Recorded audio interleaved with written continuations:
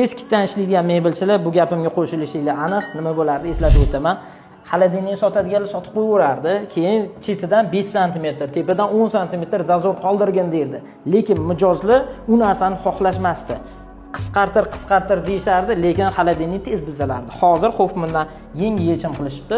Ikkita chetidan xolodilnik kirib chiqishi uchun 5 mm dan joy qolsin, tepada ham 5 mm joy qolsin, bo'ldi. Qolganiga sizlarning muammoinglar emas, bemalol qo'yib ketaveringlar. Xolodilnikimizga bemalol garantiya beramiz deb aytishadi. Endi mijozlarning yana bitta fikri, xolodilnik bilan duxovka yonma-yon bo'lib qolsa, qizib bir-biriga ishlamay qolmaydimi deyshadi.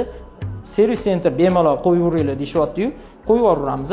Endi bir xil joylarda kelib qoladi. Ma'mudga posudomoyka qo'yib ketyapmiz mana bunaqa joyga, lekin bu yerda alohida bu yoqqa qo'yilgan posudomoykani joyi kelsa ustma-ust qo'yib ketyapmiz. Uni hozircha servis center qo'ymay turinglar deyapti. Sabablari bormish. Alohida qilinglar deyapti. Bu kuxnyamizda ham ko'rib turganingizdek 6,5 metr kuxnya. Fasadlarimizda nimaga katta bo'ldi deydigan bo'lsa, mana shu steralniy mashina qo'yilgan, o'shani hisobiga hammasini katta berganmiz. Posudomoyka ham 60 talik, kir mashina ham 60 talik. Mana shu kuxnyamizda ham hammasi katta fasollarda ishligini bitirib berganmiz. Yana bitta narsa, tepada alohida ventilyatsioniy sistema ham qilib ketilgan. Agar sizlarga ham shunaqa sifatli mebellar kerak bo'ladigan bo'lsa, bemalol murojaat qilishingiz mumkin.